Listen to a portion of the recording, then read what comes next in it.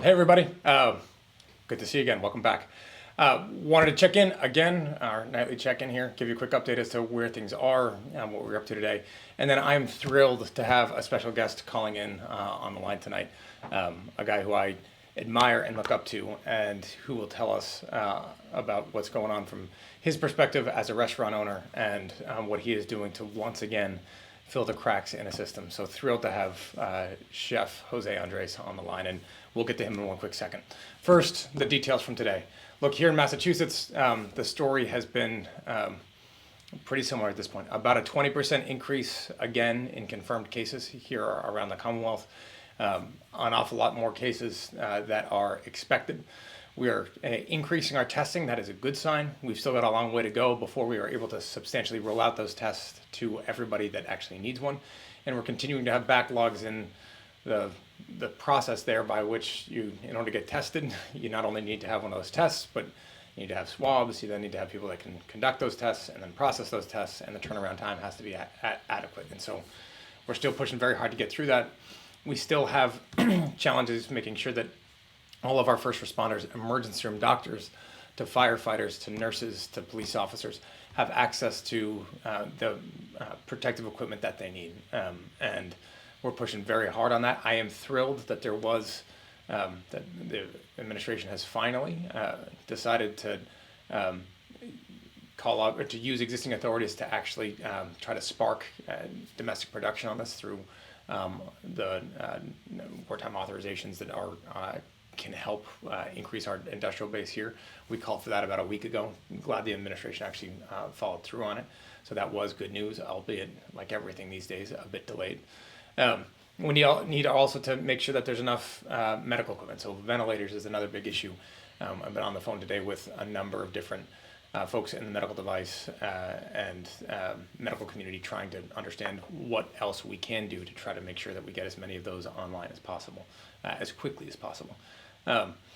So that's kind of where things stand at the moment. Message directly back to everybody is, once again, we're going to get through this. We're going to get through this far more quickly and without this as big a disruption as we might see if we all do, each and every one of us do our part. Still engage in that social distancing, take care of each other, take care of yourselves. The last big update here that I want to get into is where we stand with the recovery packages moving down in Washington. So the basics on this crisis started out as a public health crisis. We have a pandemic here that is sweeping the globe. Because of a delay in getting out in front of it, we are now confronted with it across the United States. This is a public health emergency, but we want to make sure it does not turn into a financial emergency. And in order to do that, we need to make sure that we keep our economy running. Our economy had major issues before, and trying to make sure that it actually was an economy that worked for everybody. But the actual functioning of that economy was humming right along.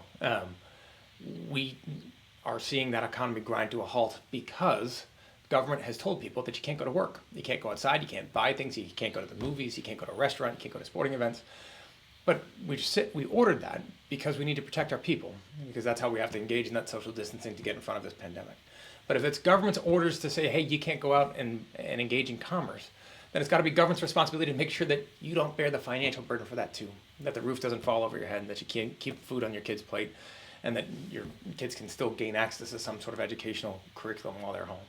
And if we're going to do that, I do believe the best way to do it is through these direct cash payments. You guys, we talked about this last night with Jason Furman. Thrilled to see the administration now start to push up some of their revenue that they're calling for from $1,000 to $2,000. I still don't think that's enough, certainly not for 2 months, which is what they're proposing. So we're going to continue to keep pushing forward. We got great response from a number of my House colleagues, and we'll keep working with them to see if we can push the administration to be even more aggressive, because it's necessary. On top of that, we need to have major support for small businesses. They are the economic engine of our communities across the country, and we need to make sure that they have access to the resources they need to be able to keep going. And then we'll get into, as we do that, we'll get into these questions around airlines, hotel companies, cruise lines, and other sectors. But that's where the focus needs to go, and that's where mine has been.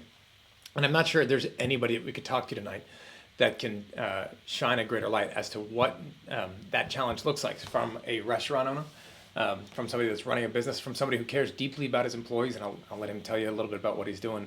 But then Chef Jose Andres. I got to know Jose when he was down handing out meals last winter at one of his or at a site that they had essentially rented, I believe, but Jose can fill in the details. Down in the middle of Washington D.C. during a government shutdown, handing out meals that he had prepared. And he brought his entire team in to prep food and cook it and hand it out to government employees who had been confronted with the largest shutdown in U.S. government history, and were struggling to make ends meet and needed food. And Jose had pulled his team together, and they were there um, handing out those meals. That's where we met. We've kept in touch. I'm a huge admirer of his based off of what he did there, what he'd done in Puerto Rico to help feed the people of Puerto Rico in their times of emergency, what he's done here for natural disasters. And he'll tell you about his plans and what he's doing right now around this country and what they're prepared to do around this country. So with that, Chef, I'll kick it over to you. Thank you so much for joining us. I'm a huge fan, and I'm grateful you're here. So take it away. Thank you very much for inviting me. I'm really honored. I'm from Spain. I'm an immigrant. I've been an immigrant all my life. I know where I come from. I also know where I belong. I've been more than 28 years in America, 3 American-born daughters. And I always say that I am a Washingtonian with an accent. So I always said that I love to feed the few, but my heart was also in feeding the many. And probably I've been very blessed because I've been given the opportunity to serve my country in ways imagine, and that way is just doing what I know, which is feeding people and solving problems. You mentioned Congressman Chefs for Feds. Really what we did was amazing because kitchen of Chefs for in the Navy Memorial across the street from the National Archives. And for me, the National Archives, since I arrived to Washington, was a very important place. Just to see there the documents that created our nation with those 3 powerful words, we the. I think more than ever, those 3 words together, they have such a powerful meaning.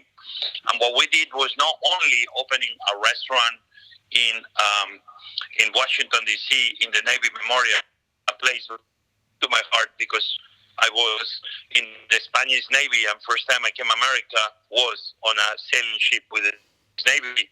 But we opened one kitchen that was the headquarters. But let me tell you what we did.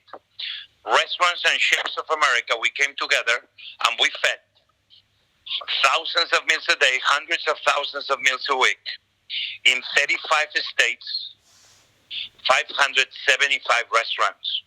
So that moment, I couldn't imagine that I will go through it, but it was a very empowering moment. The moment was, if the cooks of America want to feed America, we can and we will. And that's why in this moment that looks like dark, I see hope, because I know that the food people of America will feed America if we need to feed America. And so it's a moment to a degree of sadness for what's happening, but also of hope. I do believe we, the people, is going to beat this virus, and together we are going to be seen tomorrow with much more hope. And so, Chef, thank you. Why don't you tell folks a little bit about what you're planning, and we had talked a little bit before just about what you're doing with your own restaurants. Well, I mean, we're in we need to plan for the worst and hope for the best. I've been following Wuhan very closely when this coronavirus started. First case, December 31st. And it seems it was so long ago, and it's been only a few weeks. And all of the sudden seems that planet Earth is about to stop. So my specialty is my mom and my dad, they were nurses. And I saw how my mom, my dad, and their fellow health workers, friends, how they always went beyond their duty. Today, in many countries around the world, in Italy, in Spain, in Japan, obviously in China. We had the nurses and doctors in the front lines of this war. And in America, it's happening, but probably we're going to see wars. So I want to be really saying thank you and my most eternal gratitude, because those people are going to be the next weeks and months ahead. They're going to be really, really the fighters that they hopefully are going to be taking care of every one of our family members that unfortunately may end sick. So as the cooks, we are only trying to support what many other amazing people are already doing, which is feeding the people. And to feed America requires a top-bottom approach. Today, the last days have been spending, we began fighting coronavirus already a few weeks ago. I have this NGO that I founded after Haiti in the earthquake, and we've been, as many people know, in many countries around the world. Right now, we have 10 active missions around the world. But the last mission that the men and women of World Central Kitchen did, and I'm very proud of, we went to Yokohama, because there we had a cruise ship, and a lot of Americans on that ship, many people from around the world, and the Japanese, in partnership with the Japanese government and the Princess cruise ship, we were able to feed during many weeks all the people that were in quarantine inside that boat. Why they are going to call cooks to an emergency like this? Well, we learn a lot feeding in places like Haiti or like Mozambique during cholera, and we always do it successfully. The places we feed people, nobody ever got cholera, and our teams never ever got cholera. This is much different than cholera. This is much more difficult. Then when Auckland happened, and when we finished the operation in Japan, I just came back myself from Auckland. We were feeding for a few days, helping the governor Newsom of California to take care of that problem. So World Central Kitchen has been already at the forefront of fighting this virus. But now the mission changes. Now we need to see, if things go bad in many cities across America, how we're going to take care of America. And we need to be taking a very holistic, all-hands approach. Today, I was delivering food in many corners around DC to many homeless. Some homeless already know that coronavirus is there, so they are afraid to go back to their shelters. Some NGOs, they don't have any more volunteers, or already people are staying home because they are afraid of the virus, or they are ordered to go home. So all of the sudden, we have a lot of services that usually are provided by NGOs that they are not happening anymore. Food banks, they don't have almost any volunteer right now. So food banks that they are in charge, like Washington, the Capital Food Bank, and they're the Feeding America Coalition, all of a sudden, they're having a hard time fulfilling all the need that is going to be in the days and weeks and months to go.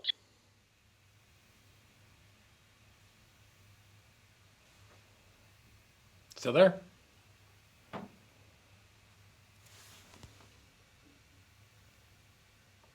Chef? Yeah, I might have lost you. Well, hopefully we'll grab him back, and until we do, we'll take a couple of questions. So, let me see if we can call him real fast, but as we're doing that...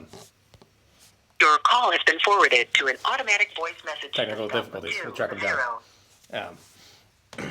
So, first question came in from Chelsea from Twitter. What is the impact on college students? My son is a sophomore in college. Luckily, he was able to come home when the school closed due to virus. What's happening to kids who can't go home and are now out of a meal plan? Chelsea, it's a great question.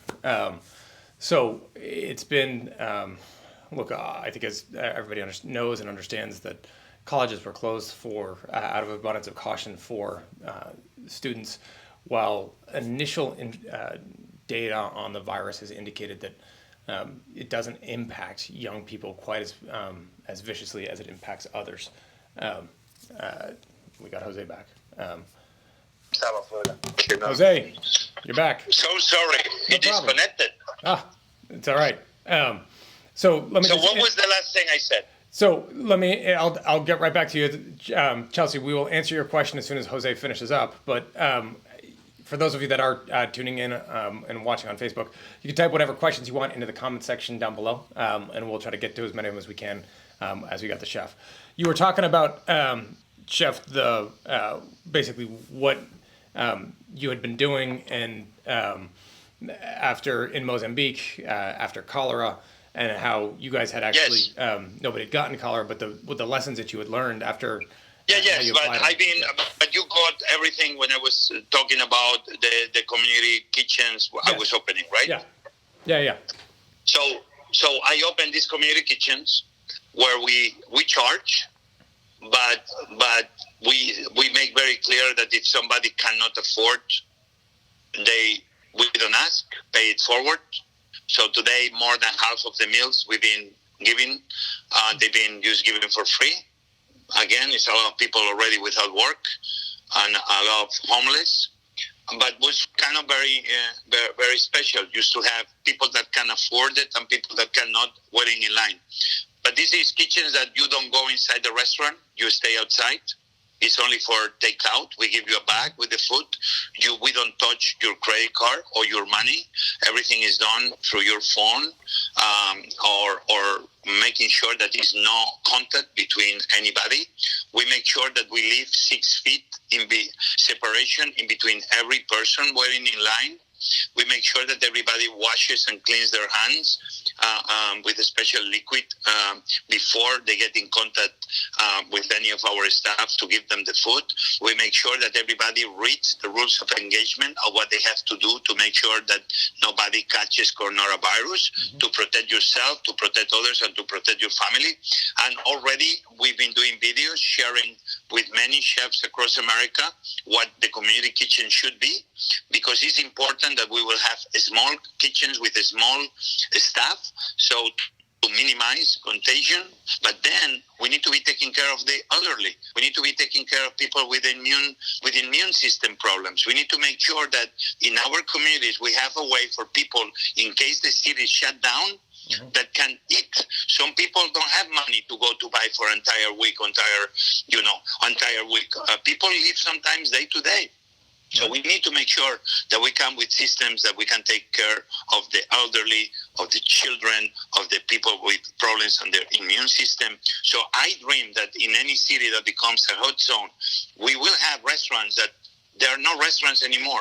Community kitchens that will be at the forefront of feeding America in a time of need. So these and other things we're doing is what is going to be our response. We are working already with the school districts. Already I am in different cities. Like we've been feeding people in Little Rock, Arkansas, with the Clinton Center. We've been feeding people in the Bronx. We've been feeding people in D.C., in L.A. very soon. We've been feeding people in New York, in Brooklyn. We are going to be feeding very quickly people in Oakland. We're going to open operation in Chicago, and hopefully very soon also Seattle. We have Mayor Mitch Landrieu, one of the heroes, one of the guys that really managed the tragedy of New Orleans, and he's helping us in many ways across the country, but concentrate in New Orleans. So what we're trying to do is bring the best people, the smartest people that they only have in mind service to the country, to make sure that food will not be part of the problem, but part of the solution. And Jose, are your restaurants still open? My restaurants are closed as restaurants. And so, I closed them. I was one of the first ones to close restaurants in America. And so what does that mean for you, and what does that mean for your employees? Well, you have to understand, even I am a company with many restaurants. At the end, restaurants go one-to-one, and you have different partners. When you are out of business and all of a sudden you are almost living weekend to weekend to pay the next paycheck or the next rent or the next taxes, we need to understand that it's hard. I was able to obviously close and pay everybody until the day they worked. Then we said that we were going to pay 2 more weeks, and we are which is not easy, but because it's a lot of money and when you don't have any cash coming in is hard. But my employees are my family, are my team. They've been there for me all these 27 years. I am who I am thanks to them.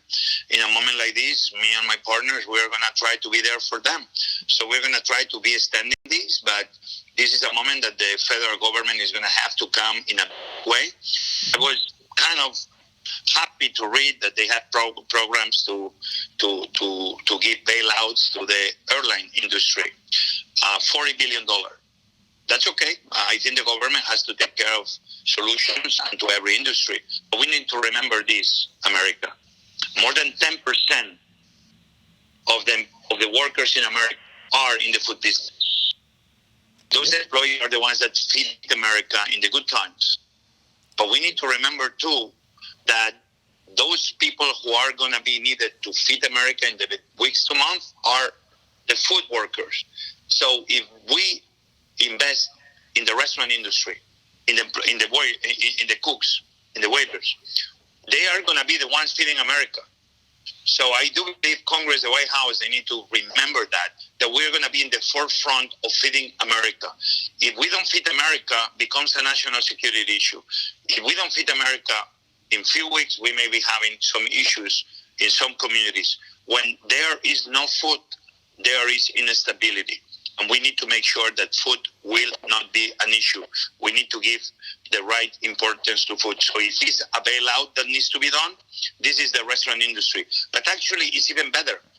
Bars should be a bailout, but the Congress and White House should do this. Congressmen, they should be investing in community, investing into the food professionals, because by investing in us, by investing in the restaurant community, America will be fed. And right now is the most important thing that Congress should be doing. So, Jose, it's a great point. And we got disconnected for a second. I was actually answering Chelsea, who wrote in on Twitter, who said, what about the impact on college students? My son is a sophomore in college. Luckily, he was able to come home when the school closed due to the virus. But what's happening to kids who can't go home and are now out of a meal plan? Have you, in any of the, Yes. have you come across students like this? And what's your take? What are you doing? Well, we are sharing ideas, but ourselves, World Central Kitchen, we are doing a lot of things already. Over 2 weeks ago, I said on Twitter and on CNN with Anderson Cooper that if the schools were going to be shut down, that we had to make sure that the USDA will maintain the school lunch program. The next day, the governor of California announced that even if the school systems close, they will maintain the feeding of those children. So it's many places, Montgomery County, Fairfax, LA school system, San Francisco, all across that, between volunteers and very, very good citizens, they are doing their best to maintain those children fed with, in part, non-perishable at this moment, in others, fresh food. So it's going to be very important that we remember that children, they are the future. We need to invest in children, and we need to feed those children, especially in the low-income areas. So what I'm very proud is that the schools, districts, they step up to the plate. They've been feeding children, but we need to prepare for things getting worse. In some places, like in LA, World Central Kitchen is going to be starting Friday, delivering not only non-perishable food, but we're going to be delivering fresh food to make sure that every children has a good plate of food every single day. We're not doing this alone. We have a lot of partners doing this, but this is our idea to be expanding this program in many other cities. All these cities I mentioned before, New York, Little Rock, DC, LA, we start Friday, Oakland, I was there, and the mayor is very active, and we're going to be partnering with her, Chicago, Seattle, New Orleans. We're going to try to be with partners in as many places we can, giving ideas, finding solutions, and trying to work together as much as we can. Chef, you're amazing, and amazing that you guys are able to do all of that. and all over the Yeah, world. we are doing already tens of thousands of meals a day already, and we are only beginning. This is going to be millions of meals a day that we're going to have to be feeding people. And this may be unemployment 10, 20%, maybe more. If we reach 10, 20% unemployment, we need to have a plan. Well, and we that's where hopefully, if our federal government acts aggressively and quickly, we can stave some of that off, which gets to Steven's question. He wrote in on Facebook, in addition to the chef's efforts, what is being done to help service industry employees like me? We're some of the hardest hit with restaurants closing up everywhere. So, Steven, I'll let the chef jump in right here after I chime in briefly. I wholeheartedly agree. And we can't, as important as the chef's efforts are to try to fill these cracks in our system and try to make sure that people get access to a healthy meal, the response of the federal government here can't be to depend on José Andrés, right? So what we're doing, again, I'd say two things. Two big ones. One is, again, that direct cash payment that I'm proposing, which will, for the model that I propose is if you're making under $100,000, you get $4,000, $2,000 this month, $2,000 next month. That should give you an ability to meet an awful lot of your immediate needs, pay your rent, pay your credit card bill, be able to keep your head afloat. Plus, what we need to do is, just as the chef said a second ago, recognizing that small businesses are the economic engine across our community. So the direct infusion of money into small businesses so that they can get access to capital, get access to credit, make sure that they can, to the best extent possible, meet their own needs, hopefully keep some of their employees on their payroll, hopefully keep paying their healthcare contributions, hopefully making sure that you don't have to go off on unemployment benefits. And if we can do all that, we're able to actually allow people to stay home, get healthy, not have to put themselves at risk by going to work and get this virus, or go do something else which puts them at risk. But it lets you actually avoid this big wave, as they say, flatten that curve, focus on yourselves, your family, and then bridge that financial gap to when our economy is up and running again and we've got things more or less back to a more normal pace. So that's the idea behind the structures that we're proposing. And Chef, I don't know if you have anything else to add, again, about how we can help service industry employees, given that some of the folks that work in restaurants are going to be hardest hit by these circumstances. Yeah, I think already the National Restaurant Association has been putting out there a plan on a letter that they sent to the President, Speaker Pelosi, and Majority Leader McConnell. We need to understand that the restaurant industry as a whole really is one of the businesses, the sectors that employ the most people, and it's an amazing chain, right? Involves everybody, involves the farmers, the fishermen, the guys that do the distribution. It's so many, the architects, the designers. It's so many people that benefit from the service from the restaurant industry. So I do believe that any bill that is going to be going forward, obviously what you say, the relief to people that lose their job, and to make sure that they have a paycheck to take care of their immediate needs and keep the economy flowing is going to be very, very important. But I think anything that is investing into solution and not throwing money at the problem is very important. I don't now is a moment to bailouts. I think the bailouts may be coming later. I think right now is a moment of investment. Investment means if the restaurant industry, the food industry is going to be here to feed America, because this is a national security issue. This is a place I will make sure that we cover. And all of a sudden we have people that they are losing their jobs, that all of a sudden they're going to be in the forefront of helping America come back to normal. So this is the kind of things that I want to see. Things that is investing into the solution, not sometimes that feels we are investing on the problem. We need to invest more money, I do believe, at the bottom that even at the top. I want the big companies to do well, but I think we need to concentrate in what's the most pressing issue right now. And the most pressing issue right now is making sure that America is functioning right. And for me, food is at the heart of an America that will function properly. Your lips to God's ears. Chef, we're going to end on this one. Kathleen on Facebook says many people are asking this question online right now. what can I do to help the chef's efforts? Chef, how can they help?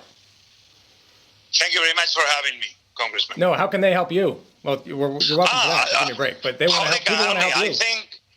I think this is going to be a great moment of service to our country. I think it's a moment that yes, I know that people like you're for your people, for the American people, for all of us. But it's a moment that also everybody has to be there to take care of their families, to follow what our leaders are telling us, our mayors are telling us, Congress, the health experts, and some of us, some of you, you're going to be able to serve your country in ways you never imagined. If it's a moment that you're going to be seeing the best of yourself, it's in moments like this. I've seen very dark moments in the last few years in America after hurricanes and earthquakes and fires where people very much lost everything they had. And you know one thing, every time I went to one of those disasters, actually, I always left very fulfilled and happy because in moments of darkness, I saw the best on every one of us, on every American, on we the people. So please, think about what can you do for your country in these moments. You will be able to help. Maybe it's just feeding an elderly person across the street. Maybe it's something bigger. Just watch because everyone inside has something to give beyond we imagine. And Chef, Together, we the people, we can do it. And if you want to help our organization, go to wck.org. There you're going to know what a little NGO of cooks is doing. We are thinking that we can feed America. I do believe together, if America needs to be fed, the food people of America will be there for all of us, for all of you. That's what I want everybody to know. Especially if you're cooking, my friend. Chef, thank you. So grateful for your time tonight, for your example, and for what you do and for what you represent for all of us. I'm so grateful that you were willing to call in, and God bless you, and good luck with all you're doing and for all of us, really. Thank you, my friend. God bless you too, and God bless America. Thank you, guys. Thank you, my friend. One other thing to add to Kathleen's suggestion. We also sent out an email for those of you that are around Massachusetts or understand that we're in a bit of a sense on the front lines here in Massachusetts, and over the course of the next several weeks, sent out an email to our email list. Make sure the thing gets an example of it gets posted on our website or on our Facebook page if it hasn't already. But where we suggested that if people are looking for something to do, if people do have an ability to give something. We're raising money for about 5 different organizations that were dedicated to trying to provide food and healthy meals and nutrition to people around Massachusetts. So we'll make sure that you get that donation link and the information up. It's at the bottom of the screen, apparently, from what I'm being told. But take a look right there. If you have the ability, if you are willing, if you're looking for a way to help, that's certainly a way you can. Thanks so much for tuning in, everybody. Remember, as always in this, stay safe, look out for each other. We'll get through another day during this crisis, and we're going to get through this all together. All right? Thanks so much, and stay healthy. See you tomorrow.